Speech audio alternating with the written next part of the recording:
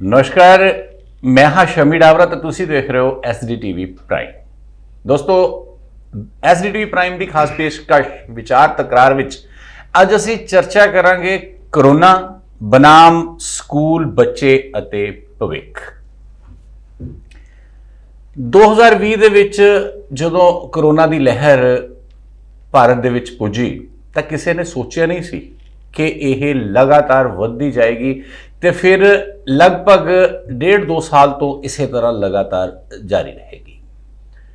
इसका हरेक कैटागरी ते हालांकि बहुत वड्डा प्रभाव पिया, लेकिन बच्चों के उत्ते भी बहुत वड्डा प्रभाव पिया क्योंकि स्कूल कॉलेजेस बंद हो गए, बच्चे ऑनलाइन पढ़ाई ते आ गए तो बच्चों को बिना प्रीख्या दित्ते ही पास तक कर दिता गया।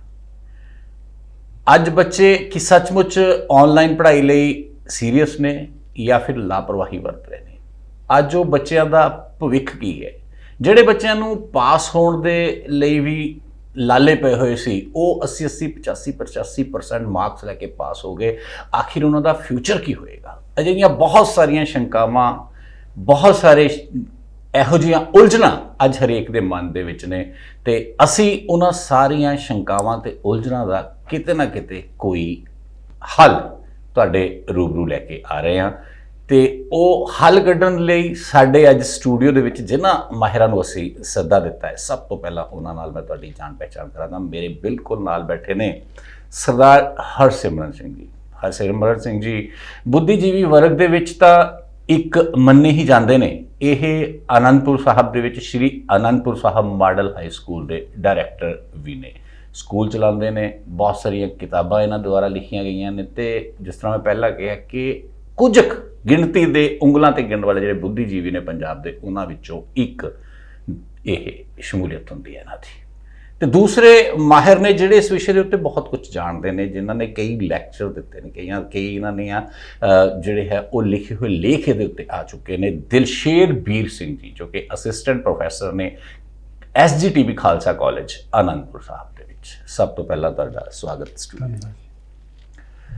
ਦੋਸਤੋ, ਗੱਲ ਸ਼ੁਰੂ ਕਰਾਂਗੇ ਆਪਾਂ ਦਿਲਸ਼ੇਰ ਸਿੰਘ ਜੀ ਤੋਂ। ਦਿਲਸ਼ੇਰ ਸਿੰਘ ਜੀ, ਕਿਉਂਕਿ ਹਾਲਾਤ ਕਿਸੇ ਨੂੰ ਨਹੀਂ ਸੀ ਪਤਾ ਇਸ ਤਰ੍ਹਾਂ ਦੇ ਬਣਨਗੇ। ਸਕੂਲ ਕਾਲजेस ਬੰਦ ਹੋ ਗਏ, ਬੱਚੇ ਆਨਲਾਈਨ ਦੇ ਉੱਤੇ ਆ ਗਏ, ਬੱਚਿਆਂ ਦੇ ਪੇਪਰ ਹੋਏ, ਆਨਲਾਈਨ ਪੇਪਰ ਹੋਏ, ਕਈਆਂ ਦੇ ਆਫਲਾਈਨ ਮਤਲਬ ਆਫਲਾਈਨ ਵੀ ਹੋਏ, ਲੇਕਿਨ ਜ਼ਿਆਦਾ ਆਨਲਾਈਨ ਪੇਪਰ ਹੋਏ। ਬੱਚਿਆਂ ਦੇ ਰਿਜ਼ਲਟ ਆਏ, ਰਿਜ਼ਲਟ ਨੇ ਉਹਨਾਂ ਨੂੰ ਬਹੁਤ ਵੱਡੀ ਹੱਲਾਸ਼ੇਰੀ ਦੇ ਦਿੱਤੀ। ਇਹ ਸਾਰਾ ਸਿਨੈਰੀਓ ਹੈ ਕਿਸ ਤਰ੍ਹਾਂ? ਦੇਖੋ ਸਰ, ਜਿਹੜੀ ਜਦੋਂ ਅਸੀਂ ਕਰੋਨਾ ਦੇ ਵੇਵ ਦੀ ਗੱਲ ਕਰਦੇ ਹਾਂ ਜੀ, ਜਿੱਥੇ ਪੂਰੇ ਹਿੰਦੁਸਤਾਨ ਵਿੱਚ ਇਸ ਚੀਜ਼ ਨੂੰ ਲੈ ਕੇ ਇੱਕ ਬੜੀ ਘਬਰਾਹਟ ਪੈਦਾ ਹੋਈ ਸੀ, ਤਾਂ ਵਿਦਿਆਰਥੀ ਵਰਗ ਇੱਕ ਐਸਾ ਸੀ ਜਿਹੜਾ ਸ਼ਾਇਦ ਖੁਸ਼ੀ ਮਹਿਸੂਸ ਕਰ ਰਿਹਾ ਸੀ ਕਿ ਲੋਕਡਾਊਨ ਲੱਗ ਗਿਆ ਜੀ। ਪਰ ਇਸ ਵਰਗ ਦੇ ਵਿੱਚ ਕੁਝ ਬੱਚੇ ਅਜਿਹੇ ਸੀ ਜਿਹੜੇ ਕਿ ਪੜ੍ਹਨ ਵਾਲੇ, ਹੁਸ਼ਿਆਰ, ਅਕਲਮੰਦ ਬੱਚੇ ਸੀ, ਜਿਨ੍ਹਾਂ ਨੂੰ ਇਸ ਚੀਜ਼ ਦਾ ਦਰਦ ਸੀ ਕਿ ਲੋਕਡਾਊਨ ਨਾਲ ਸਾਡੀ ਪੜ੍ਹਾਈ ਦਾ ਨੁਕਸਾਨ ਹੋਏਗਾ ਜੀ।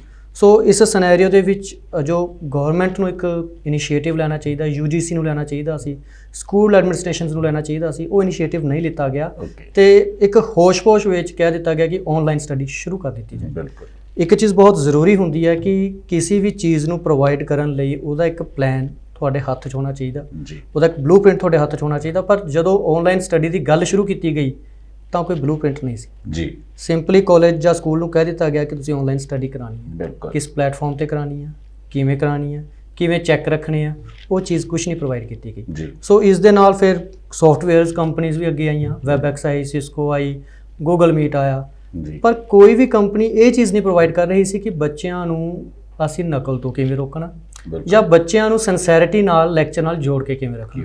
ਹਾਲਾਂਕਿ ਗੱਲਾਂ ਬਹੁਤ ਹੋਈਆਂ ਕਿ ਤੁਸੀਂ ਅਟੈਂਡੈਂਸ ਲੈ ਸਕਦੇ ਹੋ ਬੱਚਿਆਂ ਦੀ, ਤੁਸੀਂ ਬੱਚਿਆਂ ਨੂੰ ਐਬਸੈਂਟ ਮਾਰਕ ਕਰ ਸਕਦੇ ਹੋ, ਬੱਚਾ ਕਲਾਸ ਛੱਡੇਗਾ ਪਤਾ ਲੱਗੇਗਾ, ਪਰ ਕਿਸ ਹੱਦ ਤੱਕ? ਸੋ ਤੁਹਾਡੀ ਫਿਜ਼ੀਕਲ ਪ੍ਰੈਜ਼ੈਂਸ ਨਾ ਹੋਣ ਕਰਕੇ ਵਿਦਿਆਰਥੀਆਂ ਤੇ ਆਨਲਾਈਨ ਸਟੱਡੀ ਦਾ ਬਹੁਤ ਨੈਗੇਟਿਵ ਅਸਰ ਪਿਆ। ਹਰਸਿਮਰਨ ਸਿੰਘ ਜੀ, ਜੇ ਗੱਲ ਕਰੀਏ ਆਪਾਂ ਵੀ ਤੁਸੀਂ ਤਾਂ ਤੁਹਾਡੇ ਕੋਲ ਜਿਹਨੂੰ LKG ਤੋਂ ਲੈ ਕੇ 10ਵੀਂ ਤੱਕ ਦੇ ਸਟੂਡੈਂਟਸ ਪੜ੍ਹਦੇ ਆ, ਤੁਸੀਂ ਕਿਸ ਤਰ੍ਹਾਂ ਮੈਨੇਜ ਕੀਤਾ ਜਦੋਂ ਕਰੋਨਾ ਕਾਲ ਆ ਗਿਆ? ਤੁਸੀਂ ਵੀ ਆਨਲਾਈਨ ਕਲਾਸਿਸ ਲਗਵਾਈਆਂ, ਤੁਸੀਂ ਵੀ ਸਾਰਾ, ਫਿਰ ਇਹ ਤੁਸੀਂ ਆਪਣੇ ਆਪ ਦੇ ਵਿੱਚ ਕਿਸ ਤਰ੍ਹਾਂ ਸਮਝਦੇ ਹੋ ਕਿ ਆਪ ਬੱਚੇ ਜਿਸ ਤਰ੍ਹਾਂ ਤੁਸੀਂ ਪੜ੍ਹਾਏ ਉਸ ਤਰ੍ਹਾਂ ਉਹ ਉਸ ਪੜ੍ਹਾਈ ਦੇ ਵਿੱਚ ਸ਼ਾਮਿਲ ਹੋਏ, ਜਿਸ ਤਰ੍ਹਾਂ ਤੁਸੀਂ ਚਾਹਿਆ ਕਿ ਉਸ ਤਰ੍ਹਾਂ ਉਹਨਾਂ ਦੇ ਐਗਜ਼ਾਮ ਹੋਏ? ਆਨਲਾਈਨ ਹੀ ਸਹੀ ਐਗਜ਼ਾਮ ਹੋਏ, ਕਿ ਜਿਸ ਤਰ੍ਹਾਂ ਤੁਸੀਂ ਚਾਹਿਆ ਉਸ ਤਰ੍ਹਾਂ ਉਹ ਰਿਜ਼ਲਟ ਆਏ? ਇਸ ਤਰ੍ਹਾਂ ਡਾਕਟਰ ਸਾਹਿਬ ਕਿ ਜਿਸ ਤਰ੍ਹਾਂ ਕਿ ਅਚਾਨਕ ਕਰੋਨਾ ਵੇਵ ਆਈ ਨਾ ਜੀ, ਤੇ ਜਿਵੇਂ ਭਾਈ ਸਾਹਿਬ ਨੇ ਦੱਸਿਆ ਹੈ ਜੀ ਕਿ ਮੈਂਟਲੀ ਤਾਂ ਕੋਈ ਵੀ ਤਿਆਰ ਨਹੀਂ ਸੀ, ਬਿਲਕੁਲ। ਨਾ ਐਡਮਿਨਿਸਟ੍ਰੇਸ਼ਨ, ਨਾ ਸਰਕਾਰ, ਨਾ ਬੱਚੇ, ਨਾ ਟੀਚਰਸ। 2-3 ਮਹੀਨੇ ਦਾ ਨੁਕਸਾਨ ਹੋ ਗਿਆ ਜੀ। ਉਸ ਤੋਂ ਬਾਅਦ ਫਿਰ ਸਰਕਾਰ ਦੀਆਂ ਹਦਾਇਤਾਂ ਵੀ ਆਈਆਂ ਕਿ ਜਿਹੜੇ ਸਕੂਲਾਂ ਨੂੰ ਕਰਾਉਣਾ ਪਏਗਾ ਜੀ। ਸੋ ਇਹਦਾ ਕਨਸੈਪਟ ਸੀ ਨਾ ਜੀ, ਇਹ ਆਲਰੇਡੀ ਭਾਵੇਂ ਬਾਹਰਲੇ ਦੇਸ਼ਾਂ ਦੇ ਵਿੱਚ ਜਾਂ ਹਾਇਰ ਐਜੂਕੇਸ਼ਨ ਦੇ ਵਿੱਚ ਚੱਲਦਾ ਹੈ ਜੀ। ਲੇਕਿਨ ਸਕੂਲਾਂ ਦੇ ਵਿੱਚ ਨਹੀਂ ਸੀ। ਨਹੀਂ ਸੀ। ਠੀਕ ਹੈ ਨਾ, ਟੀਚਰ ਦੀ ਮੈਂਟਲੀ ਤਿਆਰ ਨਹੀਂ ਸੀ ਕੀ ਪੜ੍ਹਾਉਣਾ ਹੈ, ਸਿਲੇਬਸ ਨਵੇਂ ਸਿਰੇ ਬਣਾਏ ਗਏ, ਸਿਲੇਬਸ ਘਟਾਏ ਗਏ ਜੀ। ਲੇਕਿਨ ਸਭ ਤੋਂ ਵੱਡੀ ਜਿਹੜੀ ਪ੍ਰੋਬਲਮ ਆਈ ਨਾ ਜੀ, ਉਹ ਸੀ ਬੱਚਿਆਂ ਦੇ ਕੋਲ ਮੋਬਾਈਲ ਫੋਨ, ਸਮਾਰਟਫੋਨ ਨਾ ਹੋਣ। ਬਿਲਕੁਲ। ਠੀਕ ਹੈ ਜੀ। ਦੂਸਰਾ ਇਹ ਸੀਗਾ ਕਿ ਬੱਚਿਆਂ ਦੀ ਫਿਜ਼ੀਕਲ ਪ੍ਰੈਜ਼ੈਂਸ ਇੱਕ ਤਾਂ ਹੁੰਦੀ ਸੀਗੀ ਜ਼ੂਮ ਕਲਾਸਿਸ, ਬਿਲਕੁਲ। ਇੱਕ ਹੁੰਦੀ ਸੀ ਸਿੰਪਲ ਸਿਲੇਬਸ ਪੜ੍ਹਾ ਦੇਣਾ ਜਾਂ ਹੋਰ ਕਰ ਦੇਣਾ, ਉਹ 'ਚ ਫਰਕ ਆ ਗਿਆ ਜੀ। ਜ਼ੂਮ ਦੇ ਵਿੱਚ ਫਿਰ ਬੱਚੇ ਦਾ ਜਿਹੜਾ ਕੰਟੈਕਟ ਸੀਗਾ ਉਹ ਟੀਚਰ ਨਾਲ ਹੋ ਜਾਂਦਾ ਸੀ, ਲੇਕਿਨ ਜਿਹੜਾ ਦੂਸਰਾ ਸਿੰਪਲ ਐਜੂਕੇਸ਼ਨ ਸੀ ਦਿੱਤੀ ਗਈ ਉਹਦੇ ਨਾਲ ਨਹੀਂ ਸੀ ਹੁੰਦਾ। ਬਿਲਕੁਲ। ਪਰ ਅਲਟੀਮੇਟਲੀ ਜਿਹੜਾ ਸਕੂਲ ਕਲਚਰ ਹੁੰਦਾ ਨਾ ਜੀ, ਸਕੂਲ ਕਲਚਰ ਤੇ ਆਨਲਾਈਨ ਕਲਚਰ 'ਚ ਬੜਾ ਫਰਕ ਹੈ। ਬਿਲਕੁਲ। ਹਾਇਰ ਐਜੂਕੇਸ਼ਨ ਵਾਲੇ ਬੱਚੇ ਫਿਰ ਕੋਪ ਅਪ ਕਰ ਜਾਂਦੇ ਨੇ ਜੀ। ਲੇਕਿਨ ਇਹ ਪ੍ਰੋਬਲਮ ਸਾਨੂੰ ਆਈ, ਫਿਰ ਅਸੀਂ ਹੌਲੀ ਹੌਲੀ ਇਸ ਨੂੰ ਮੀਟ ਕੀਤਾ।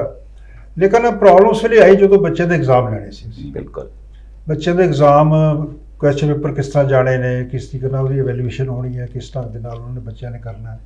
ਸੋ ਮੈਂ ਸਮਝਿਆ ਕਿ ਕਿਤਾ ਪੇਰੈਂਟਸ 'ਤੇ ਕਾਫੀ ਪ੍ਰੈਸ਼ਰ ਪਿਆ, ਕਿਉਂਕਿ ਪੇਰੈਂਟਸ ਦੀ ਜ਼ਿੰਮੇਵਾਰੀ ਬਹੁਤ ਵੱਧ ਗਈ, ਕਿਉਂਕਿ ਬੱਚੇ ਦਾ ਜਦੋਂ ਛੋਟੇ ਬੱਚੇ ਦਾ ਵੈਸੇ ਨਹੀਂ ਸੀ ਇਸ ਚੀਜ਼ ਵਾਸਤੇ। ਜੀ। ਸੋ ਇਹ ਜਿਹੜਾ ਸੀ ਅਪ ਟੂ ਦਸੰਬਰ ਜਨਵਰੀ ਤੱਕ ਤਾਂ ਠੀਕ ਹੋ ਗਿਆ, ਕਿ ਜਦੋਂ ਕਰੋਨਾ ਵੇਵ ਘਟ ਗਈ, ਫਿਰ ਜਦੋਂ ਬੱਚੇ ਸਕੂਲ ਆਏ ਜੀ, ਉਦੋਂ ਸਾਨੂੰ ਰੀਅਲ ਪਤਾ ਲੱਗਿਆ ਵੀ ਇਹ ਤਾਂ ਬਿਲਕੁਲ ਹੀ ਅਨਪੜ੍ਹ ਰਹਿ ਗਏ। ਅਨਪੜ੍ਹ ਰਹਿ ਗਏ, ਬਿਲਕੁਲ। ਕਿਉਂਕਿ ਇਹਨਾਂ ਦਾ ਬਿਲਕੁਲ ਨਾ ਛੋਟੇ ਬੱਚੇ ਨੂੰ ਪਤਾ, ਨਾ ਵੱਡੇ ਬੱਚੇ ਨੂੰ ਪਤਾ। ਬਿਲਕੁਲ। ਸੋ ਇਮੀਡੀਏਟਲੀ ਜਿਸ ਤਰ੍ਹਾਂ 2 ਮਹੀਨੇ ਵਿੱਚ ਅਸੀਂ ਮੈਨੇਜ ਕਰ ਸਕਦੇ ਸੀ ਕੀਤਾ। ਇਹ ਆਸ ਸੀਗੀ ਕਿ ਅਗਲੇ ਸਾਲ ਯਾਨੀ ਕਿ ਜਿਹੜਾ 20-21 ਦਾ ਚੱਲ ਰਿਹਾ ਇਹਦੇ 'ਚ ਮੈਨੇਜ ਕਰ ਲਾਂਗੇ, ਬਿਲਕੁਲ। ਪਰ ਫਿਰ ਆ ਗਏ ਇਹਦੇ 'ਚ। ਬਿਲਕੁਲ। ਸੋ ਹੁਣ ਮੈਂ ਸਮਝਦਾ ਕਿ ਜਿਸ ਤਰ੍ਹਾਂ ਤੁਸੀਂ ਦੱਸਿਆ ਕਿ ਇੱਕ ਤਾਂ ਮਤਲਬ ਜਿਹੜੇ 2 ਜਨਰੇਸ਼ਨ ਸਕੂਲਾਂ ਦੀ ਹੈ ਨਾ, ਇਹ ਤਾਂ ਟੋਟਲੀ ਲੱਗਦਾ ਅਨਪੜ੍ਹ ਹੈ।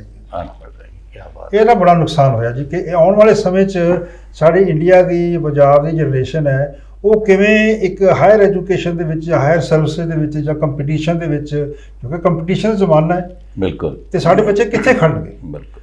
ਸੋ ਜੇਕਰ ਮੈਂ ਦੇਖੋ, ਤੁਸੀਂ ਜਿਵੇਂ ਦੱਸਿਆ ਵੀ ਬੱਚਿਆਂ ਦੇ ਮਤਲਬ ਪੇਪਰ ਵੀ ਨਹੀਂ ਲੈ ਗਏ, ਉਹ ਸਰਕਾਰ ਦਾ ਪ੍ਰੈਸ਼ਰ ਮੈਂ ਸਮਝਦਾ ਕਿ ਸਰਕਾਰੀ ਸਕੂਲਾਂ 'ਤੇ ਜ਼ਿਆਦਾ ਸੀਗਾ ਜੀ। ਉਹ ਲੋੜ ਤੋਂ ਵਧੇਰੇ ਪੈ ਗਿਆ। ਓਕੇ। ਯਾਨੀ ਕਿ ਤੁਸੀਂ ਅਸਾਈਨਮੈਂਟਸ ਦਿਓ, ਬੱਚਿਆਂ ਦੀ ਗਿਣਤੀ ਵਧਾਓ ਔਰ ਕ੍ਰੈਮਿੰਗ ਕਰਾਓ, ਕਿਉਂਕਿ ਬੱਚੇ ਤਾਂ ਪਹਿਲਾਂ ਹੀ ਇੱਕ ਤਰ੍ਹਾਂ ਦੀ ਕ੍ਰੈਮਿੰਗ ਮਸ਼ੀਨ ਬਣੇ ਹੋਏ ਨੇ ਜੀ। ਬਿਲਕੁਲ। ਸਾਡਾ ਐਜੂਕੇਸ਼ਨ ਸਿਸਟਮ ਇਸ ਤਰੀਕੇ ਦਾ ਨਹੀਂ ਸੀਗਾ। ਬਿਲਕੁਲ। ਸੋ ਮੈਂ ਸਮਝਦਾ ਕਿ ਜਦ ਤੱਕ ਇਸ ਦੇ ਸਮੇਂ 'ਚ ਭਾਵੇਂ ਹੁਣ ਆਹ ਸਾਲ ਵੀ ਦੇਖੋ ਲੰਘ ਜਾਏਗਾ, ਮੈਂ ਮਹਿਸੂਸ ਕਰਦਾ ਕਿ ਸਾਡੇ ਹਿੰਦੁਸਤਾਨ ਦੀ ਸਰਕਾਰ ਦਾ ਐਜੂਕੇਸ਼ਨ ਸਿਸਟਮ, ਭਾਵੇਂ ਨਵੀਂ ਪਾਲਿਸੀ ਆਈ ਹੈ, new education policy NEP, but we have to redefine the education. Redefine ਤੋਂ ਬਗੈਰ ਅਸੀਂ ਨਹੀਂ ਕੁਝ ਕਰ ਸਕਦੇ। ਪ੍ਰੋਫੈਸਰ ਸਾਹਿਬ, ਇੱਕ ਗੱਲ ਹੋਰ ਤੁਹਾਡੇ ਕੋਲ ਮੈਂ ਪੁੱਛਾਂ ਬਈ, ਜਿਸ ਤਰ੍ਹਾਂ ਛੋਟੇ ਲੈਵਲ ਤੋਂ ਲੈ ਕੇ ਹਾਇਰ ਐਜੂਕੇਸ਼ਨ ਤੱਕ ਆਨਲਾਈਨ ਜਿਹੜੀ ਕਲਾਸਿਸ ਸਟਾਰਟ ਕੀਤੀਆਂ ਗਈਆਂ, ਸੀਰੀਅਸਲੀ ਵੀ ਲਈ ਕਿ ਲੋਕ ਬੱਚੇ ਲਾਪਰਵਾਹ ਜ਼ਿਆਦਾ ਹੋਏ ਇਹਦੇ 'ਚ? ਜੀ ਦੇਖੋ, ਅਗਰ ਗੱਲ ਕਰੀਏ ਤਾਂ ਮੈਂ ਤੁਹਾਨੂੰ ਪਹਿਲਾਂ ਦੱਸਿਆ ਕਿ ਬੱਚਿਆਂ ਦੇ 2 ਕੈਟਾਗਰੀਜ਼ ਸੀਗੀਆਂ ਜੀ। ਇੱਕ ਤਾਂ ਉਹ ਬੱਚੇ ਕਿ ਜਿਹੜੇ ਬਿਲਕੁਲ ਹੀ ਨਾਲਾਇਕ ਸੀਗੇ ਜੀ, ਤਾਂ ਓਬਵੀਅਸ ਗੱਲ ਹੈ ਕਿ ਅਸੀਂ ਉਹਨਾਂ ਤੋਂ ਬਹੁਤੀ ਉਮੀਦ ਰੱਖ ਹੀ ਨਹੀਂ ਸਕਦੇ ਕਿ ਉਹ ਸੀਰੀਅਸਲੀ ਉਸ ਚੀਜ਼ ਨੂੰ ਲੈਣਗੇ ਜੀ। ਪਰ ਜਿਹੜਾ ਹੁਸ਼ਿਆਰ ਬੱਚਾ ਸੀ ਉਹ ਜ਼ਰੂਰ ਉਸ ਚੀਜ਼ ਨੂੰ ਸੀਰੀਅਸਲੀ ਲੈਂਦਾ ਰਿਹਾ ਤੇ ਉਹ ਆਨਲਾਈਨ ਕਲਾਸਿਸ ਲਗਾਉਂਦਾ ਵੀ ਰਿਹਾ ਜੀ। ਪਰ ਉਸ ਵਿੱਚ ਕੀ ਹੁੰਦਾ ਕਿ ਜਦੋਂ ਇੱਕ ਨੌਨ ਸੀਰੀਅਸ ਬੱਚਾ ਤੇ ਸੀਰੀਅਸ ਬੱਚਾ ਇੱਕੋ ਪਲੇਟਫਾਰਮ ਤੇ ਇਕੱਠੇ ਨੇ ਤਾਂ ਨੌਨ ਸੀਰੀਅਸ ਡਿਸਟਰਬੈਂਸ ਕ੍ਰੀਏਟ ਕਰ ਦਿੰਦਾ ਸਿੰਸੀਅਰ ਬੱਚੇ ਲਈ ਵੀ ਜੀ। ਪਰ ਜਦੋਂ ਕਲਾਸਰੂਮ ਟੀਚਿੰਗ ਹੁੰਦੀ ਹੈ ਤਾਂ ਟੀਚਰ ਦਾ ਡਰ, ਉਹਦੀ ਫਿਜ਼ੀਕਲ ਪ੍ਰੈਜ਼ੈਂਸ ਹੀ ਬੱਚੇ ਨੂੰ ਰੋਕ ਕੇ ਰੱਖਦੀ ਹੈ ਕਿ ਉਹ ਡਿਸਟਰਬੈਂਸ ਕ੍ਰੀਏਟ ਨਹੀਂ ਕਰ ਪਾਉਂਦਾ। ਬਟ ਆਨਲਾਈਨ ਪਲੇਟਫਾਰਮ ਤੇ ਤੁਸੀਂ ਬੱਚੇ ਨੂੰ ਮਿਊਟ ਕਰ ਸਕਦੇ ਹੋ ਜੀ, ਬਟ ਉਹ ਆਪਣੇ ਆਪ ਨੂੰ ਅਨਮਿਊਟ ਵੀ ਕਰ ਲੈਂਦਾ ਜਾਂ ਆਪਣੇ ਸੌਫਟਵੇਅਰ ਦੀਆਂ ਕੁਝ ਰਿਸਟ੍ਰਿਕਸ਼ਨਸ ਨੇ, ਲਿਮਿਟੇਸ਼ਨਸ ਨੇ ਜਿਸ ਤੋਂ ਅੱਗੇ ਨਹੀਂ ਵੱਧ ਸਕਦੇ। ਤੇ ਵਿਦਿਆਰਥੀਆਂ ਨੂੰ ਇਸ ਚੀਜ਼ ਦਾ ਨੁਕਸਾਨ ਬਹੁਤ ਹੋਇਆ, ਖਾਸ ਕਰਕੇ ਪੜ੍ਹਨ ਵਾਲੇ ਵਿਦਿਆਰਥੀਆਂ ਨੂੰ ਨੁਕਸਾਨ ਜ਼ਿਆਦਾ ਹੋਇਆ। ਤੇ ਜਿਹੜਾ ਬੱਚਾ ਨੌਨ ਸੀਰੀਅਸ ਸੀ ਉਹ ਨੌਨ ਸੀਰੀਅਸ ਹੀ ਰਿਹਾ, ਜਿਵੇਂ ਕਿ ਸਰ ਨੇ ਗੱਲ ਕੀਤੀ ਕਿ ਬੱਚੇ ਅਨਪੜ੍ਹ ਹੀ ਰਹਿ ਗਏ ਉਹ ਬੱਚੇ। ਪਰ ਪੜ੍ਹਨ ਵਾਲੇ ਬੱਚੇ ਨੂੰ ਅੱਗੇ ਉਹਨਾਂ ਦੇ ਫਿਊਚਰ 'ਚ ਇਸ ਚੀਜ਼ ਦਾ ਨੁਕਸਾਨ ਜ਼ਰੂਰ ਹੋਏਗਾ ਜੀ। ਹਰਸ਼ਮ ਸਿੰਘ ਜੀ, ਗੱਲ ਕਰਦੇ ਹਾਂ, ਤੁਸੀਂ ਇੱਕ ਮੁੱਦਾ ਉਠਾਇਆ ਬਈ ਸਰਕਾਰੀ ਜਿਹੜਾ ਹੈ ਉਹ ਹਾਵੀ ਹੋਣ ਦੀ ਕੋਸ਼ਿਸ਼ ਕੀਤੀ ਪ੍ਰਾਈਵੇਟਸ ਦੇ ਉੱਤੇ। ਮੈਂ ਇੱਕ ਗੱਲ ਤੁਹਾਡੇ ਨਾਲ ਕਰਾਂ, ਪ੍ਰਾਈਵੇਟ ਸਕੂਲਸ ਨੇ ਤਾਂ ਆਪਣੇ ਟੀਚਰਸ ਨੂੰ ਕਰੋਨਾ ਕਾਲ ਦੇ ਵਿੱਚ ਘਰ ਬਿਠਾ ਦਿੱਤਾ। ਜ਼ਿਆਦਾ ਨੇ ਸੈਲਰੀ ਦੇਣ ਦੇ ਕਾਬਿਲ ਨਹੀਂ ਸੀਗੇ, ਸੈਲਰੀ ਨਹੀਂ ਸੀ ਉਹਨਾਂ ਕੋਲ ਦੇ ਹੋ ਰਹੀ, ਤੇ ਉਹਨਾਂ ਨੇ ਉਹਨਾਂ ਨੂੰ ਜੌਬ ਤੋਂ ਹੀ ਹਟਾ ਦਿੱਤਾ। ਸਰਕਾਰੀ ਸਕੂਲਾਂ ਨੇ ਆਪਣੇ ਟੀਚਰਾਂ ਨੂੰ ਕਰੋਨਾ ਦੀ ਡਿਊਟੀ ਦੇ ਉੱਤੇ ਲਗਾ ਦਿੱਤਾ।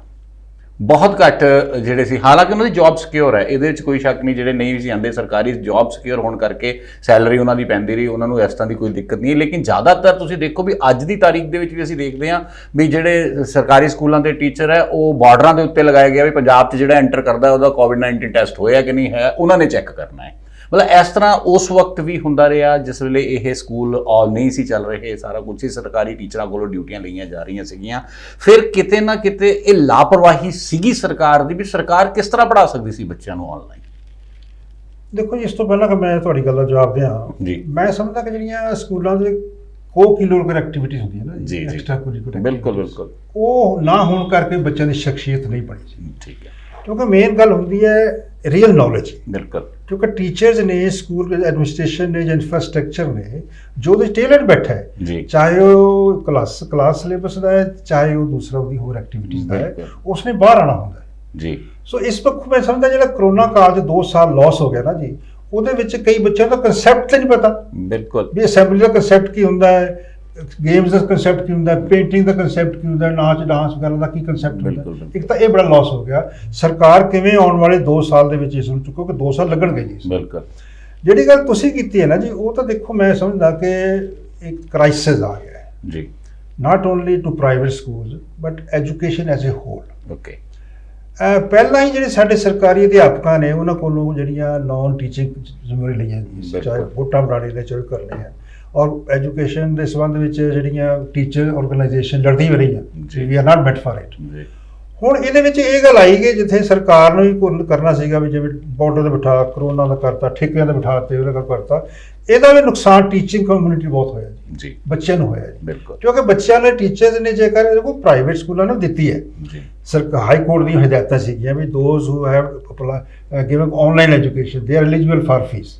ਠੀਕ ਹੈ ਨਾ, ਚਲੋ ਦਿੱਤੀਆਂ ਸਰ, ਦੇਣਾ ਫਰਜ਼ ਬਣਦਾ ਸੀ, ਬਿਲਕੁਲ। ਉਹ ਸਾਡੇ ਕੋਲ ਹੋਰ ਕੋਈ ਹੱਲ ਨਹੀਂ ਸੀ। ਪਰ ਜਿਹੜਾ ਇਹ ਐਜੂਕੇਸ਼ਨ ਸਿਸਟਮ ਨੇ ਜਿਹੜਾ ਸਰਕਾਰੀ ਸਕੂਲਾਂ ਦੇ ਅਧਿਆਪਕਾਂ ਕੋਲੋਂ ਉਹ ਉਸ ਢੰਗ ਦੇ ਨਾਲ ਸੇਵਾਵਾਂ ਨਾ ਲੈਣ ਕਰਕੇ ਹੋਇਆ ਜੀ, ਔਰ ਐਡਮਿਨਿਸਟ੍ਰੇਸ਼ਨ ਵੱਲੋਂ ਇਹ ਹੋ ਗਿਆ ਕਿ ਤੁਸੀਂ ਸਿਰਫ ਅਸਾਈਨਮੈਂਟਸ ਭੇਜਾਓ, ਬੱਚਿਆਂ ਦਾ ਜਿਹੜਾ ਉਹ ਹੁੰਦਾ ਮਿਡ ਡੇ ਮੀਲ ਦੀ ਘਰਾਂ 'ਚ ਦੇ ਕੇ ਆਓ, ਕਿਤਾਬਾਂ ਦੇ ਕੇ ਆਓ, ਜੋ ਕੋਈ ਪ੍ਰੈਕਟੀਕਲ ਪ੍ਰੋਬਲਮ ਸੀਗੀ, ਸਰਕਾਰ ਦੀ ਮਜਬੂਰੀ ਸਮਝਦੇ ਆ ਜੀ। ਪਰ ਸਵਾਲ ਇਹ ਤੇ ਲਾਸ ਤਾਂ ਅਲਟੀਮੇਟਲੀ ਐਜੂਕੇਸ਼ਨ ਸਿਸਟਮ ਨੂੰ ਹੋਇਆ ਨਾ ਜੀ, ਬਿਲਕੁਲ, ਬੱਚਿਆਂ ਦੀ ਲਾਈਫ ਨਾਲ ਖਿਡਵਾੜ ਹੋਇਆ ਨਾ। ਬਿਲਕੁਲ, ਸੋ ਅਜੇ ਮੈਂ ਸਮਝਦਾ ਸਰਕਾਰ ਨਹੀਂ ਸਮਝ ਰਹੀ ਸੀ, ਨਹੀਂ ਸਮਝੇ, ਕਿਉਂਕਿ ਮੈਂ ਜਿਵੇਂ ਪਹਿਲਾਂ ਕਿ ਇਹਦੇ ਸਾਨੂੰ ਨਵੀਆਂ ਪ੍ਰਾਇੋਰਟੀਜ਼ ਫਿਕਸ ਕਰਨੀਆਂ ਪੈਣਗੀਆਂ, ਨਵੀਆਂ ਇਨਫਰਾਸਟ੍ਰਕਚਰ ਦੇਣਾ ਪਏਗਾ ਔਰ ਇਸ ਢੰਗ ਦੇ ਨਾਲ ਅੱਗੇ ਆਉਣਾ ਪਏਗਾ ਕਿ ਛੋਟੇ ਬੱਚਿਆਂ ਨਾਲ ਜਿਹੜਾ ਲਾਸ ਉਹ ਨਾ ਹੋਵੇ, ਕਿਉਂਕਿ ਛੋਟੇ ਬੱਚਿਆਂ ਦਾ ਬਹੁਤ ਲਾਸ ਹੋ ਚੁੱਕਾ। ਹਾਂ ਬਿਲਕੁਲ। ਮੈਂ ਜਿਹੜੇ ਸਕੂਲ ਵੀ ਖੋਲੇ ਜਾਂਦੇ ਨਾ ਜੀ, ਪਹਿਲਾਂ ਨੇ ਵੱਡੇ ਖੋਲੇ ਬਿਲਕੁਲ, ਫਿਰ ਥੋਲੇ ਖੋਲੇ, ਲੇਕਿਨ ਜਦੋਂ ਕਿ ਲੋੜ ਹੀ ਸੀਗੇ ਪਹਿਲਾਂ ਛੋਟੇ ਸਕੂਲ ਖੋਲੇ ਜਾਂਦੇ ਜੀ, ਕਿਉਂਕਿ ਕਰੋਨਾ ਦਾ ਹੁਣ ਵੀ ਡਰ ਬਣਾਇਆ ਹੋਇਆ। ਦੇਖੋ ਕਿ ਸਾਰੀਆਂ ਜਿਹੜੀਆਂ ਸਾਰੀ ਇਕਨੋਮੀ ਹੈ, ਬਾਜ਼ਾਰ ਨੇ, ਸਾਰੇ ਲਾਈਨ ਤੇ ਆ ਗਏ ਨੇ, ਲੇਕਿਨ ਸਕੂਲਾਂ ਦੀ ਐਸੀ ਪ੍ਰੋਬਲਮ ਹੈ ਕਿ ਲੋਕ ਅਜੇ ਵੀ ਡਰ 'ਚ ਜੀ ਰਹੇ ਨੇ।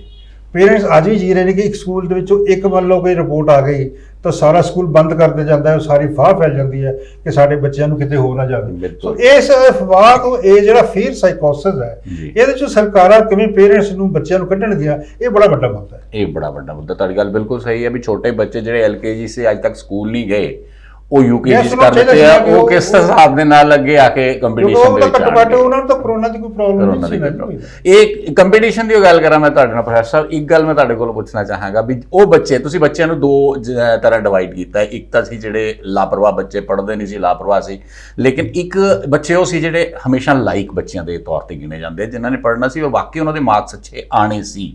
ਲੇਕਿਨ ਹੋਇਆ ਇਸ ਦੇ ਉਲਟ ਹੈ, ਕਈ ਕੇਸਿਸ ਦੇ ਵਿੱਚ ਅਸੀਂ ਦੇਖਿਆ ਜਿਹੜੇ ਲਾਇਕ ਬੱਚੇ ਸੀ ਉਹ ਉਹਨਾਂ ਨਲਾਇਕ ਬੱਚਿਆਂ ਤੋਂ ਵੀ ਘੱਟ ਨੰਬਰ ਰਹੇ ਆ ਉਹਨਾਂ ਲਾਇਕ ਬੱਚਿਆਂ ਦੇ। ਫਿਰ ਜਦੋਂ ਹੁਣ ਕੋਈ ਅਗਲੀਆਂ ਪ੍ਰੀਖਿਆਵਾਂ ਹੋਣਗੀਆਂ, ਕੰਪੀਟੀਸ਼ਨ ਪ੍ਰੀਖਿਆਵਾਂ ਨੀਟ ਵਰਗੀਆਂ ਹੋਣਗੀਆਂ ਜਾਂ ਹੋਰ ਜਿਹੜੀਆਂ ਹੋਣਗੀਆਂ, ਉਹਦੇ ਵਿੱਚ ਤੁਸੀਂ ਸਮਝਦੇ ਹੋ ਵੀ ਕਿਆ ਕਰੀਮ ਚੁਣ ਕੇ ਅੱਗੇ ਆਏਗੀ? ਇਹ ਕਿਤੇ ਨਾ ਕਿਤੇ ਸਾਨੂੰ ਘਾਟਾ ਨਹੀਂ ਪਏਗਾ ਇਸ ਚੀਜ਼ ਦਾ? ਦੇਖੋ, ਜਦੋਂ ਸਾਡਾ ਸਿਸਟਮ ਹੀ ਫਲਾਡ ਹੋਏ ਤਾਂ ਇਹ ਤਾਂ ਗੱਲ ਕਲੀਅਰ ਹੈ ਕਿ ਜਿਹੜੀ ਕਰੀਮ ਆਉਣ ਦੀ ਤਾਂ ਕੋਈ ਚਾਂਸ ਬਣਦੀ ਨਹੀਂ।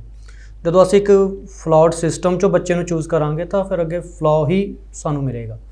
ਦੂਜੀ ਚੀਜ਼ ਇਹ ਹੈ ਕਿ ਕੁਝ ਬੱਚੇ ਬਹੁਤ ਇੰਟੈਲੀਜੈਂਟ ਸੀਗੇ ਜਿਹੜੇ ਕਿ already they were scoring 80 to 85% marks in graduation. ਬਿਲਕੁਲ। ਬਟ ਜਦੋਂ ਉਹ ਬੱਚੇ 2021 'ਚ ਪਾਸ ਆਊਟ ਹੋਏ ਤਾਂ ਉਹਨਾਂ ਦੇ ਸਰਟੀਫਿਕੇਟਸ 'ਤੇ ਉਹ ਚੀਜ਼ ਜਿਹੜਾ 2021 ਮੈਂਸ਼ਨ ਹੋ ਗਿਆ ਨਾ ਈਅਰ, ਉਹ ਉਹਨਾਂ ਨੂੰ ਨੁਕਸਾਨ ਕਰੇਗਾ।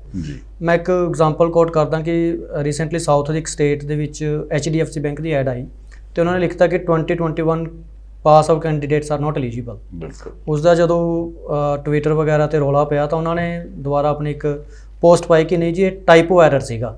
ਬਿਲਕੁਲ। ਅਗਰ ਟਾਈਪੋ ਐਰਰ ਵੀ ਮੰਨੀਏ ਤਾਂ ਨੋਟ ਗਲਤੀ ਨਾਲ ਲੱਗ ਗਿਆ ਹੋਏ, ਪਰ ਜਦੋਂ ਫਿਰ ਤੁਹਾਨੂੰ ਮੈਂਸ਼ਨ ਕਰਨਾ ਪੈ ਰਿਹਾ ਕਿ 2021 ਈਅਰ ਨੂੰ, ਤਾਂ ਇਟ ਮੀਨਸ ਕਿ ਕਿਤੇ ਨਾ ਕਿਤੇ ਕੋਈ ਨਾ ਕੋਈ ਗੜਬੜਤਾ ਹੈ। ਜਿਹੜੀ ਜਨਰੇਸ਼ਨ ਬਲੌਟਡ ਹੋ ਗਈ ਨਾ, ਉਹ ਬੱਚਿਆਂ ਨੂੰ ਕੁਐਸਚਨਿੰਗ ਹੁੰਦੀ ਹੀ ਰਹੇਗੀ। ਅਗਰ ਇੰਟਰਵਿਊਜ਼ 'ਚ ਜਾਣਗੇ, ਹਾਂ ਅਗਰ ਬੱਚੇ ਦੀ ਜਿਹੜੀ ਸ਼ਖਸੀਅਤ ਦੀ ਗੱਲ ਸਰ ਨੇ ਕੀਤੀ ਹੈ ਕਿ ਅਗਰ ਉਹ ਡਿਵੈਲਪ ਹੋ ਚੁੱਕੀ ਆ ਤਾਂ ਜ਼ਰੂਰ ਉਹ ਬੱਚਾ ਅੱਗੇ ਕਾਮਯਾਬ ਹੋਏਗਾ। ਪਰ ਅਗਰ ਉਹ ਬੱਚੇ ਨੇ ਸਿਰਫ ਨੌਨ ਸੀਰੀਅਸ ਵੇ 'ਚ ਕਲਾਸਾਂ ਲਾ ਕੇ ਆਨਲਾਈਨ ਪੇਪਰ ਦੇ ਕੇ 80-85% ਮਾਰਕਸ ਲੈ ਲੇ ਤਾਂ ਉਹ ਬੱਚਾ ਇੰਟਰਵਿਊ 'ਚ ਅੱਗੇ ਨਹੀਂ ਜਾ ਪਾਏਗਾ ਜਾਂ ਕੰਪੀਟੀਟਿਵ ਐਗਜ਼ਾਮਸ 'ਚ ਵੀ ਬਹੁਤਾ ਕਾਮਯਾਬ ਨਹੀਂ ਹੋ ਪਾਏਗਾ। ਵੀ ਕਿਤੇ ਨਾ ਕਿਤੇ ਘਾਟਾ ਤਾਂ ਹੈ। ਦੇਖੋ ਲੌਸਿਸ ਤਾਂ ਹੈ। ਪੇਰੈਂਟਸ ਖੁਸ਼ ਨੇ, ਜੇ ਤੁਸੀਂ ਤੁਹਾਡੇ ਨਾਲ ਮੈਂ ਗੱਲ ਕਰਾਂ ਵੀ ਉਹ ਪੇਰੈਂਟਸ ਖੁਸ਼ ਨੇ ਜਿਨ੍ਹਾਂ ਦੇ ਬੱਚਿਆਂ ਨੇ ਪਾਸ ਨਹੀਂ ਸੀ ਹੋਣਾ ਔਰ ਉਹਨਾਂ ਦੇ 85-90% ਮਾਰਕਸ ਆ ਗਏ ਆ। ਇਹ ਕਿਤੇ ਨਾ ਕਿਤੇ ਇਹ ਸਾਈਕੋ ਨੂੰ ਵੀ ਚੇਂਜ ਕਰਨਾ ਪਏਗਾ। ਹਾਂਜੀ, ਇਹ ਬਿਲਕੁਲ, ਇਹ ਦੋ ਤਰ੍ਹਾਂ ਦੇ, ਇਸ ਵਿੱਚ ਵੀ ਦੋ ਤਰ੍ਹਾਂ ਦੀ ਕੈਟੇਗਰੀਜ਼ ਆ ਜਾਣਗੀਆਂ। ਇੱਕ ਤਾਂ ਉਹ ਖੁਸ਼ ਨੇ ਕਿ ਜਿਨ੍ਹਾਂ ਨੂੰ ਲੱਗਦਾ ਸੀ ਕਿ ਸਾਡੇ ਵਾਲਿਆਂ ਤਾਂ 35% ਲੈ ਲਏ ਤਾਂ ਉਹ ਬਹੁਤ ਹੋਣਗੇ, ਬਿਲਕੁਲ ਉਹ ਬਹੁਤ ਖੁਸ਼ ਨੇ। ਪਰ ਉਹਨਾਂ ਪੇਰੈਂਟਸ ਨੂੰ ਨਾਮੋਸ਼ੀ ਵੀ ਹੈ ਜਿਨ੍ਹਾਂ ਨੂੰ ਪਤਾ ਕਿ ਸਾਡਾ ਬੱਚਾ ਬਹੁਤ ਅੱਛਾ ਸਕੋਰ ਕਰੇਗਾ। ਉਹਨਾਂ ਨੂੰ ਲੱਗਦਾ ਕਿ ਉਹ ਬੱਚਾ ਵੀ ਨਾਲ ਖੜਾ ਕਰ ਦਿੱਤਾ ਜਿਹੜਾ ਸ਼ਾਇਦ ਲਾਇਕ ਨਹੀਂ ਸੀ। ਬੇਸ਼ੱਕ ਉਹ ਇੰਟਰਵਿਊ 'ਚ ਕਾਮਯਾਬ ਨਾ ਹੋਏ, ਪਰ ਇੱਕ ਜਗ੍ਹਾ ਭੀੜ ਤਾਂ ਬਣ ਗਈ, ਕੰਪੀਟੀਸ਼ਨ ਤਾਂ ਆ ਗਿਆ, ਚਾਹੇ ਉੱਥੇ ਕਾਮਯਾਬ ਹੋਏ ਜਾਂ ਨਾ ਹੋਏ, ਉਹ ਚੀਜ਼ ਉੱਥੇ ਰਹੇਗੀ। ਹੁਣ ਕੋਸ਼ਿਸ਼ ਸਰ ਨੇ ਜਿਵੇਂ ਕਿਹਾ ਕਿ ਗਵਰਨਮੈਂਟ ਨੇ ਕੋਸ਼ਿਸ਼ ਕੀਤੀ ਕਿ ਵੱਡੀਆਂ ਕਲਾਸਾਂ ਖੋਲ੍ਹੀਆਂ ਜਾਣ, ਪਹਿਲਾਂ ਛੋਟੇ ਬੱਚਿਆਂ ਵੱਲ ਗੌਰ ਨਹੀਂ ਕੀਤੀ। ਹੁਣ ਸਾਡੇ ਲਈ ਵੀ ਇਹ ਬੜੀ ਵੱਡੀ ਪ੍ਰੋਬਲਮ ਸੀ। +2 ਤੋਂ ਬੱਚੇ ਗ੍ਰੈਜੂਏਸ਼ਨ ਦੇ ਫਸਟ ਈਅਰ 'ਚ ਆ ਰਹੇ ਨੇ, ਫਸਟ ਈਅਰ ਜਿਨ੍ਹਾਂ ਨੇ ਆਨਲਾਈਨ ਹੀ ਕੀਤੇ ਉਹ ਸੈਕੰਡ ਈਅਰ 'ਚ ਹੋ ਗਏ, ਉਹਨਾਂ ਨੂੰ ਕਾਲਜ ਦਾ ਪਤਾ ਹੀ ਨਹੀਂ ਕਿ ਕਾਲਜ ਕਿਵੇਂ ਆ। ਤਾਂ ਫਿਰ ਹੁਣ ਅਸੀਂ ਕੋਸ਼ਿਸ਼ ਇਹ ਕੀਤੀ ਹੈ ਕਿ ਉਹਨਾਂ ਬੱਚਿਆਂ ਨੂੰ ਪਹਿਲਾਂ ਜਿਹੜੀ ਪਿਛਲੀ ਸਟੱਡੀ ਦਾ ਥੋੜਾ ਲੋਸ ਹੋਇਆ ਉਹਨੂੰ ਪ੍ਰੈਕਟੀਕਲ ਨੌਲੇਜ, ਸਪੈਸ਼ਲੀ ਸਾਇੰਸਿਸ ਵਾਲਿਆਂ ਨੂੰ ਅਸੀਂ ਉਹ ਕਰਵਾ ਦਈਏ, ਕੋਈ ਚੀਜ਼ ਕਵਰ ਅਪ ਹੋ ਜਾਏ ਤਾਂ ਕਿ ਉਹ ਉਹਨਾਂ ਦਾ ਬੇਸ ਬਣਿਆ ਰਹੇ ਤੇ ਅੱਗੇ ਜਾ ਕੇ ਕਾਮਯਾਬ ਹੋ ਸਕੇ। ਇੱਕ ਮੈਂ ਤੁਹਾਡੇ ਕੋਲੋਂ ਇਹੀ ਪੁੱਛਣਾ ਹੈ ਪ੍ਰਸ਼ਨ, ਇਸ ਤੋਂ ਪਹਿਲਾਂ ਕਿ ਹਰਸਿਮਰਤ ਜੀ ਤੁਹਾਡੇ ਕੋਲ ਆ, ਮੈਂ ਇੱਕ ਪ੍ਰਸ਼ਨ ਹੋਰ ਪੁੱਛਣਾ। ਤੁਸੀਂ ਪ੍ਰੈਕਟੀਕਲ ਨੌਲੇਜ ਦੀ ਗੱਲ ਕੀਤੀ ਹੈ, ਆਨਲਾਈਨ ਪ੍ਰੈਕਟੀਕਲ ਕਿਵੇਂ ਹੋ ਜਾਂਦੇ ਆ? ਮੈਂ ਜਿਹੜੀ ਤੁਹਾਨੂੰ ਸਭ ਤੋਂ ਪਹਿਲਾਂ ਸ਼ੁਰੂ 'ਚ ਗੱਲ ਕੀਤੀ ਸੀ ਕਿ ਅਸੀਂ ਵਿਦਆਊਟ ਪਲਾਨ ਚੱਲੇ ਹਾਂ ਜੀ। ਗਵਰਨਮੈਂਟ ਦੇ ਰੂਲਿੰਗ ਆ ਗਈ, UGC ਦੀ ਰੂਲਿੰਗ ਆ ਗਈ ਕਿ ਤੁਸੀਂ ਆਨਲਾਈਨ ਕਲਾਸਿਸ ਲਓ ਜੀ। ਤੇ ਉਸ ਤੋਂ ਬਾਅਦ ਜਦੋਂ ਥੋੜਾ ਇਸ ਚੀਜ਼ ਦਾ ਰੌਲਾ ਪਿਆ ਵੀ ਕਿ ਪ੍ਰੈਕਟੀਕਲ ਬੱਚਿਆਂ ਦਾ ਹੋ ਨਹੀਂ ਪਾ ਰਿਹਾ, ਤਾਂ ਫਿਰ ਗਵਰਨਮੈਂਟ ਨੇ ਥੋੜਾ ਜਿਹਾ ਰਿਲੈਕਸ ਕੀਤਾ ਕਿ ਸਾਇੰਸਿਸ ਦੇ ਬੱਚੇ ਛੋਟੇ ਬੈਚਿਸ 'ਚ ਆ ਕੇ ਕਾਲਜ ਦੇ ਵਿੱਚ 5-5, 10-10 ਬੱਚੇ ਆ ਕੇ ਪ੍ਰੈਕਟੀਕਲ ਕਰ ਲੈਣ। ਸੋ ਉਹ ਬੱਚਿਆਂ ਨੇ ਤਾਂ ਕਰ ਲਿਆ ਪ੍ਰੈਕਟੀਕਲ, ਬਟ ਜਿਨ੍ਹਾਂ ਦੇ ਮਾਪੇ ਇੰਨੇ ਡਰੇ ਹੋਏ ਸੀ ਕਿ ਇਸ ਦਾ ਬੱਚਾ ਘਰੋਂ ਕੱਢਣਾ ਹੀ ਨਹੀਂ, ਬਿਲਕੁਲ ਉਹ ਬੱਚੇ ਦਾ ਨੁਕਸਾਨ ਤਾਂ ਰਹੇਗਾ। ਮੈਂ ਜਿਹੜੀ ਗੱਲ ਕੀਤੀ ਕਿ ਅਸੀਂ ਕੋਸ਼ਿਸ਼ ਕਰ ਰਹੇ ਹਾਂ ਕਿ ਬੱਚਿਆਂ ਨੂੰ ਪਿਛਲਾ ਪ੍ਰੈਕਟੀਕਲ ਕਰਵਾ ਲਈਏ, ਪਰ ਜਿਹੜੇ ਬੱਚੇ ਸ਼ਾਇਦ ਜਿਨ੍ਹਾਂ ਨੇ ਫਾਈਨਲ ਈਅਰ 'ਚ ਪ੍ਰੈਕਟੀਕਲ ਕਰਨੇ ਸੀ ਉਹ ਪਾਸ ਆਊਟ ਹੋ ਗਏ, ਬਿਲਕੁਲ ਉਹਨਾਂ ਦਾ ਉਹ ਨੁਕਸਾਨ ਤਾਂ ਹੋ ਹੀ ਗਿਆ, ਚਾਹੇ ਉਹ 6 ਮਹੀਨੇ ਦਾ ਹੋਇਆ ਚਾਹੇ 3 ਮਹੀਨੇ ਦਾ ਹੋਇਆ, ਪਰ ਨੁਕਸਾਨ ਹੈ ਜਿਹੜਾ ਅੱਗੇ ਜਾ ਕੇ ਉਹਨਾਂ ਨੂੰ ਨੁਕਸਾਨ ਪਹੁੰਚਾਏਗਾ ਹੀ ਪਹੁੰਚਾਏਗਾ। ਤੁਹਾਡੀਆਂ ਕਿਤਾਬਾਂ ਦੱਸਦੀਆਂ ਹਨ ਸਿਮਰਨ ਸਿੰਘ ਜੀ, ਜਿੰਨੀਆਂ ਲਿਖੀਆਂ ਵੀ ਹਰੇਕ ਸਮੱਸਿਆ ਦਾ ਕੋਈ ਨਾ ਕੋਈ ਹੱਲ ਹੁੰਦਾ ਹੈ। ਵਿਜ਼ਨ ਅਗਲਾ ਤੁਸੀਂ 5 ਸਾਲ ਦਾ ਲੈ ਕੇ ਚੱਲਦੇ ਹੋ, ਇਹ ਵੀ ਤੁਹਾਡੇ ਦਿਮਾਗ ਦੇ ਵਿੱਚ ਹੋਏਗਾ। ਫਿਰ ਜਿਹੜੀਆਂ ਸਮੱਸਿਆਵਾਂ ਇਹਨਾਂ ਨੇ ਕਹੀਆਂ ਵੀ ਬੱਚੇ 2 ਕੈਟਾਗਰੀ ਦੇ ਨੇ, ਬੱਚਿਆਂ ਨੇ ਬੱਚੇ ਵੀ, ਪੇਰੈਂਟਸ ਵੀ 2 ਕੈਟਾਗਰੀ ਦੇ ਨੇ, ਜਦੋਂ ਆਪਾਂ ਕੰਪੀਟੀਸ਼ਨ ਲੜਾਂਗੇ ਉਹ ਬੱਚਿਆਂ ਨੂੰ ਪ੍ਰੋਬਲਮ ਤਾਂ ਆਏਗੀ। ਉਹ ਮਤਲਬ ਐਕਚੁਅਲੀ ਸਾਰੇ ਹੋਲ ਕੰਟਰੀ 'ਤੇ ਉਹਦਾ ਫਰਕ ਪਏਗਾ।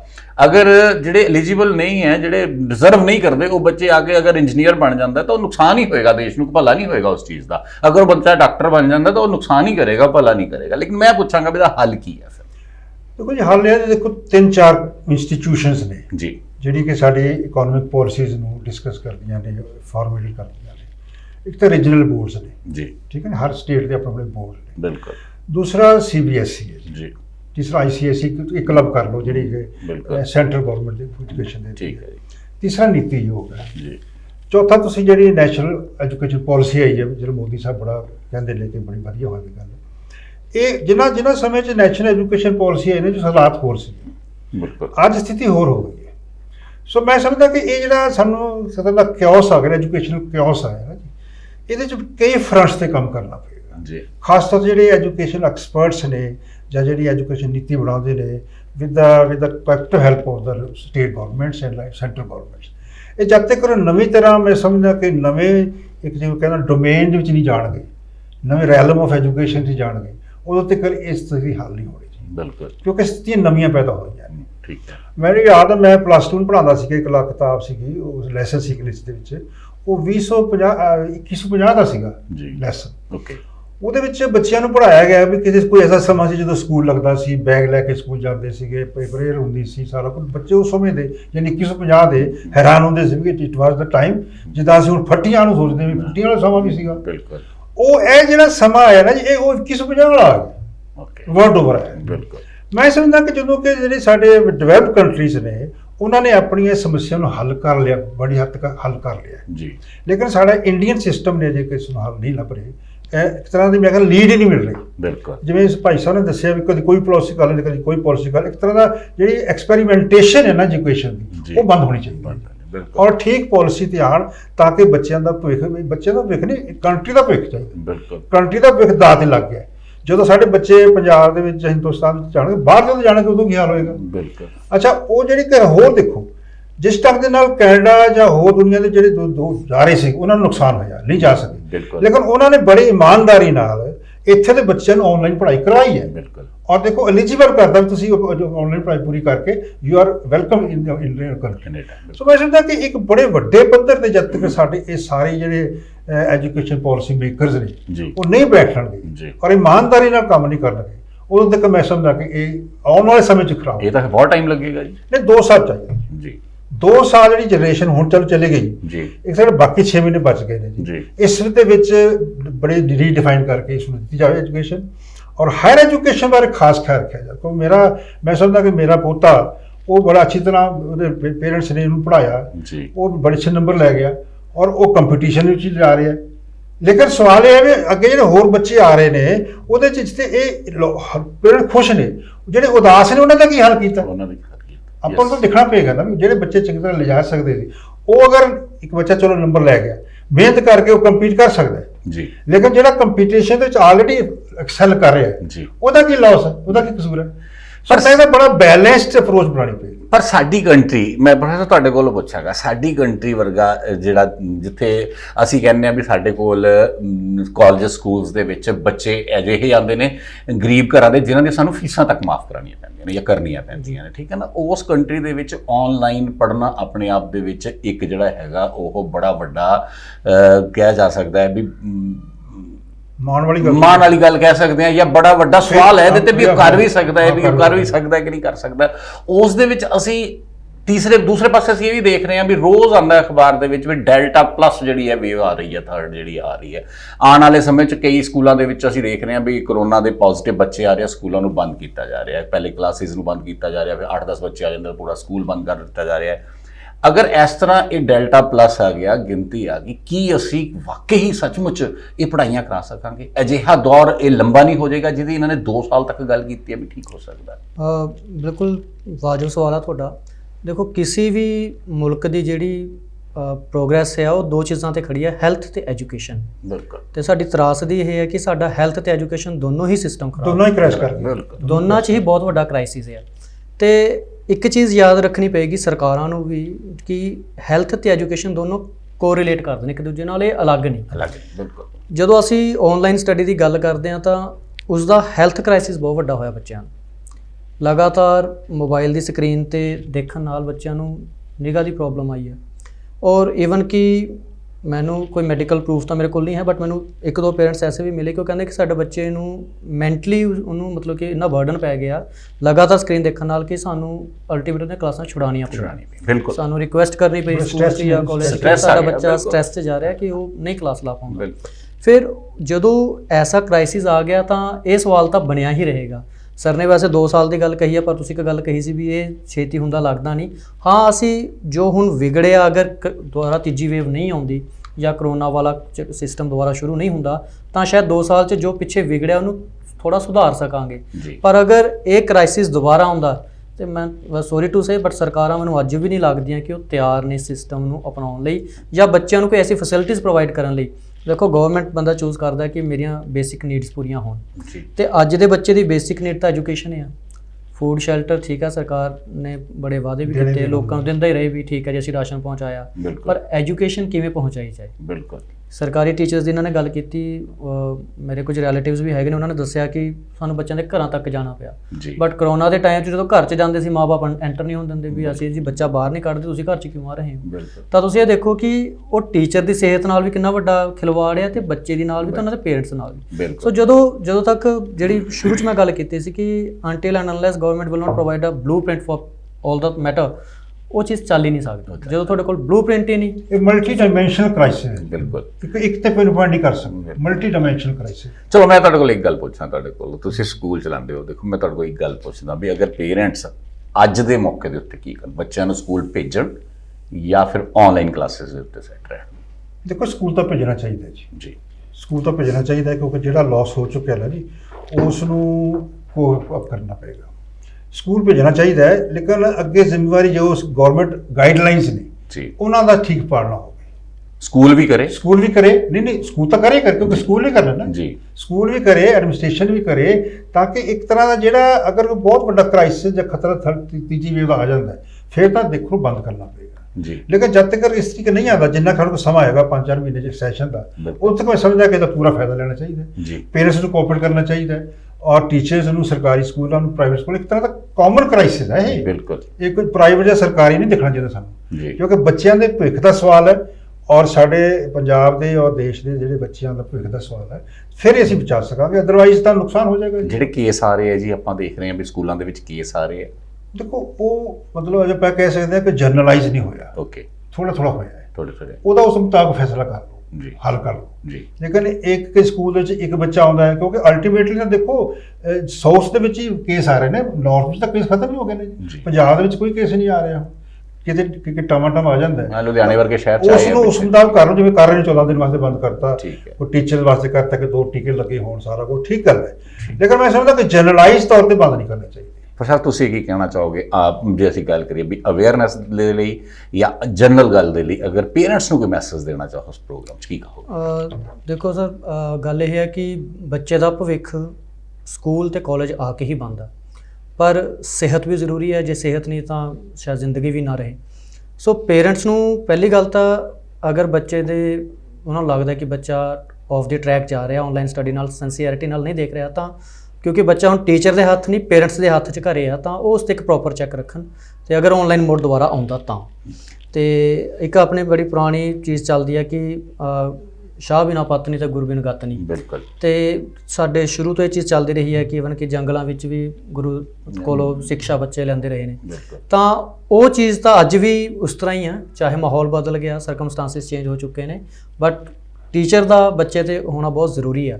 ਸੋ ਕਾਲਜ ਦੇ ਵਿੱਚ, ਸਕੂਲ ਦੇ ਵਿੱਚ ਟੀਚਰ ਮਾਂ-ਬਾਪ ਹੀ ਆ ਬੱਚੇ ਲਈ, ਪਰ ਹੁਣ ਜਦੋਂ ਮਾਂ-ਬਾਪ ਨੂੰ ਇੱਕ ਸਟ੍ਰੈਸ ਇਹ ਰਹਿੰਦਾ ਹੈ ਕਿ ਬੱਚਾ ਜਾਏਗਾ, ਤਾਂ ਉਹ ਚੀਜ਼ ਇਨਸ਼ੋਰ ਕਰਨ ਕਿ ਅਸੀਂ ਆਪਣੇ ਬੱਚੇ ਨੂੰ ਪ੍ਰੋਪਰਲੀ ਜੋ ਨੋਰਮਸ ਸਾਡੇ, ਕਿਉਂਕਿ ਸਕੂਲਸ ਲਈ ਤੇ ਕਾਲਜ ਲਈ ਤਾਂ ਨੋਰਮਸ ਬਣ ਚੁੱਕੀਆਂ ਨੇ, ਬਟ ਨੋਰਮਸ ਆਮ ਪਬਲਿਕ ਲਈ ਵੀ ਗਵਰਨਮੈਂਟ ਨੇ ਦਿੱਤੀਆਂ ਨੇ, ਤਾਂ ਉਹਨਾਂ ਨੂੰ ਫੋਲੋ ਕਰਦੇ ਹੋਏ ਬੱਚੇ ਨੂੰ ਸਮਝਾ ਕੇ ਭੇਜਣ ਕਿ ਅਸੀਂ ਪਰਟੀਕੂਲਰ ਕਿਹੜੇ ਜ਼ਾਬਤੇ ਵਿੱਚ ਰਹਿਣਾ। ਤੇ ਟੀਚਰਸ ਤਾਂ ਆਪਣੇ ਵੱਲੋਂ ਉਸ ਜ਼ਾਬਤੇ ਵਿੱਚ ਹੈਗੇ ਨੇ। ਅਗਰ ਇਹ ਕਿਉਂਕਿ ਬੜੀ ਮਿਊਚੁਅਲ ਚੀਜ਼ ਚੱਲਣ ਵਾਲੀ ਹੈ, ਅਗਰ ਆਪਾਂ ਨਿਰਾ ਦੂਰਾ ਕਸੂਰ ਸਰਕਾਰ ਦਾ ਕੱਢ ਦਈਏ ਵੀ ਸਰਕਾਰ ਨੇ ਤਾਂ ਜੀ ਕੁਛ ਨਹੀਂ ਕੀਤਾ, ਨਹੀਂ, ਸਰਕਾਰ ਨੇ ਅਗਰ ਨੋਰਮਸ ਬਣਾਏ ਨੇ, ਫੋਲੋ ਅਸੀਂ ਕਰਨੇ ਨੇ। ਅਸੀਂ ਰਾਈਟਸ ਦੀ ਗੱਲ ਕਰਦੇ ਹਾਂ ਪਰ ਡਿਊਟੀਜ਼ ਤੋਂ ਅਕਸਰ ਭੱਜ ਜਾਂਦੇ ਹਾਂ, ਬਟ ਉਹ ਸਾਡੀ ਡਿਊਟੀ ਇੱਥੇ ਜ਼ਿਆਦਾ ਜ਼ਰੂਰੀ ਹੋ ਜਾਂਦੀ ਹੈ ਕਿਉਂਕਿ ਬੱਚਿਆਂ ਦੇ ਭਵਿੱਖ ਦਾ ਸਵਾਲ ਹੈ। ਸੋ ਅਗਰ ਪੇਰੈਂਟਸ ਆਪਣੀ ਉਹ ਡਿਊਟੀ ਸਮਝ ਲੈਣਗੇ, ਆਪਣੇ ਬੱਚੇ ਦੀ ਫਿਕਰ, ਆਪਣੀ ਫਿਕਰ ਤੇ ਨਾਲ ਸੰਸਥਾ ਵਿੱਚ ਪੜ੍ਹਦੇ ਬਾਕੀ ਬੱਚਿਆਂ ਦੀ ਫਿਕਰ ਬਾਰੇ ਕਰਨਗੇ, ਤਾਂ ਮੈਨੂੰ ਲੱਗਦਾ ਕਿ ਇਹ ਚੀਜ਼ ਨੂੰ ਬੜੇ ਕੰਫਰਟੇਬਲ ਵਿੱਚ ਅਸੀਂ ਇਹਨੂੰ ਸੌਟ ਆਊਟ ਕਰ ਸਕਦੇ ਹਾਂ।